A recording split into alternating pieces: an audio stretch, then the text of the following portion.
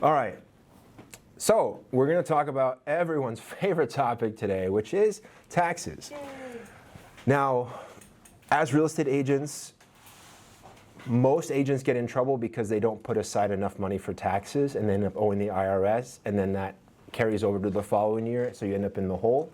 And you can owe a lot of people money, and it's no big deal, but if you owe the government money, they'll come and get it eventually. So today I want to cover all the things you should know before you file your taxes. Some of these things you know already, and hopefully some of these things will be informative for you. There's a few loopholes that I'm aware of that I don't think everyone else is aware of.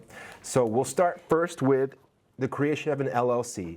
We have a separate class that is how to create an LLC, how it should be structured, where to go to do it, how to file for a tax ID number from the IRS. Now, if you haven't done it already, it's too late to do it for the 2025 tax year, but you can do it now for the 2026 tax year. Basically begin from the day that you register it until for the rest of the year. If you have an LLC, then you can set up payroll for yourself. And so it is a little bit tricky or confusing because you're going to have an LLC. Now, your LLC has to be in the name of your license, which is your full legal name. So for example, mine is Richard Lawrence Alpizar LLC, which is the most creative name anyone's ever had for an LLC. I'm paying Richard Alpizar, the man from Richard Alpizar, the company, and so it gets very existential. However, by doing that, you're able to deduct that payroll expense from your business expense, saving some self-employment tax.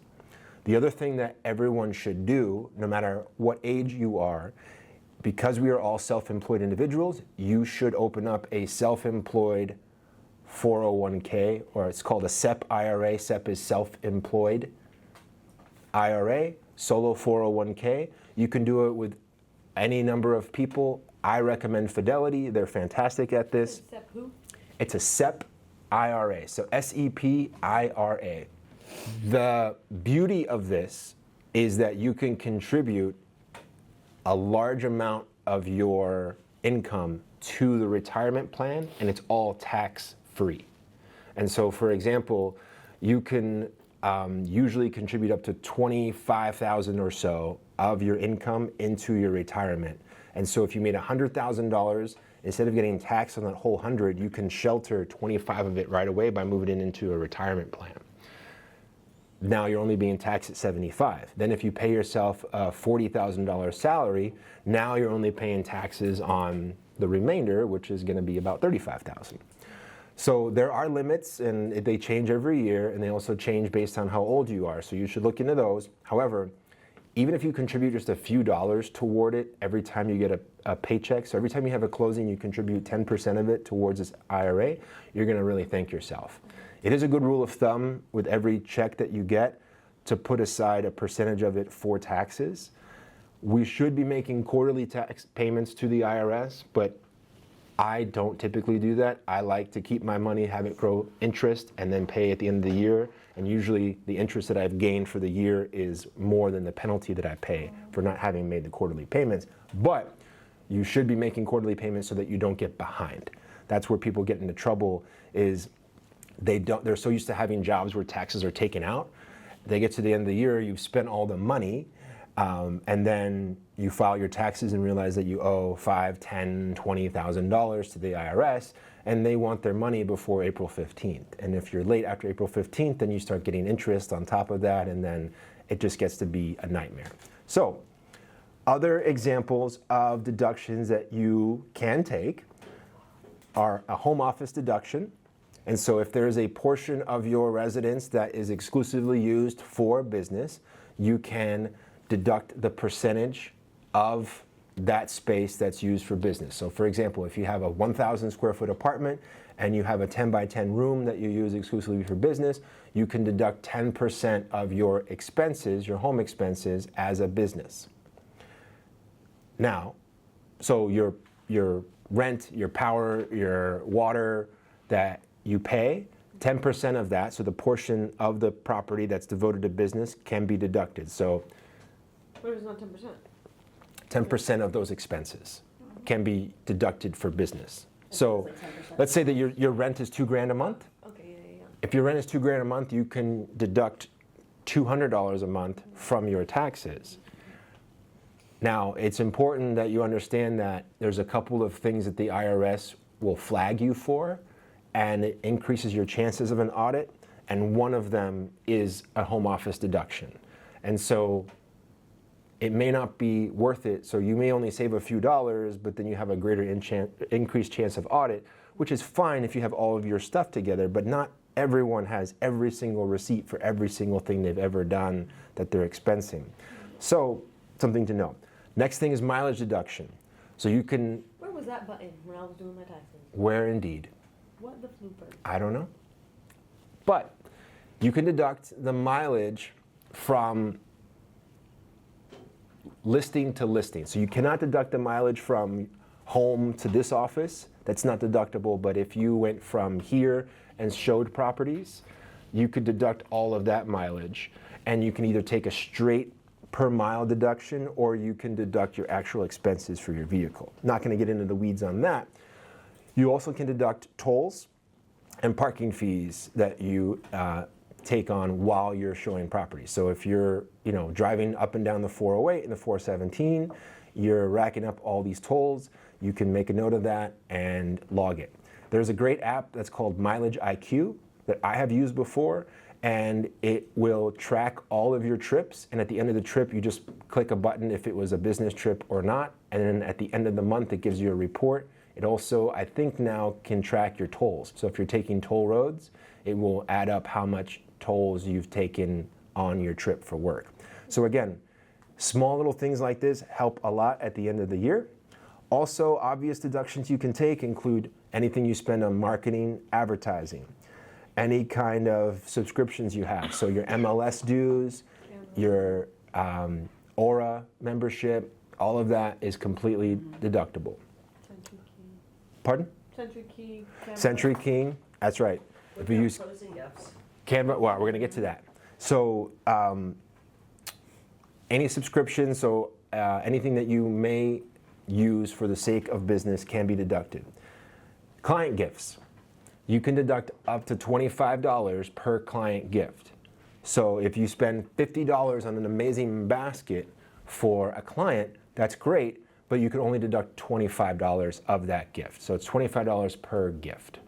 And so I recommend finding some gifts that are $24.99 and then keeping track of that. And those become fully deductible. Orchids. Pardon? Orchids. Orchids, great option. That's where you found me in public. I had no orchids. Yeah, see, there you go. Did you spend more than $25? I bet you did not. You're a smart cookie. Continuing education. Photos. So if you pay for listing photos, sign installations, lock boxes, clothing for work. So any swag you buy from Iron Valley, all deductible. Business meals. So taking a client to lunch, or if you're stopping for lunch in between meals. Now the definition of a business meal is you have to be actively involved in your job at the time of the meal. So again, try to track that. The benefit of having an LLC and a tax ID number is you can get a business checking account and a business credit card, and you can isolate those expenses to those accounts. Makes it a whole lot easier than going through your personal statement at the end of the year and trying to figure out what was what. Business cell phone. So again, if you have an LLC with a tax ID number, you can get a business line, and that becomes 100% deductible. I deducted my laptop and my iPad. Perfect. That's the other thing. Supplies, so like one-time purchases like laptops, iPads, anything that's expensive, that's an expense that you can take as well. And so you'll see a lot of real estate agents buying like big items in December. Yeah. Black Friday and I get ready to thank you. Exactly. Open house expenses, anything that you buy for open house, food, anything you spend in flyers, all that. Also, if you have a business credit card, the interest on the business credit card is tax deductible as well. Bet you didn't know that. Wait, hold on. The Business credit card, interest is tax deductible. So there's going to be areas for miscellaneous. If it doesn't outright ask you for if it doesn't outright describe the deduction, there's going to be areas for miscellaneous deductions, and you would identify them and total them. You might not be using the right software. Now, I'm not paid by this company to endorse them, but I've had pretty good success using Tax Act for business. So you're going to have to pay a little extra when you. We do it as regular. Well, I would do it as regular because I don't have an LLC on it. Yeah, there are some. You would still be classified as a sole proprietor, and so there are some tax programs that are better for sole proprietors than others.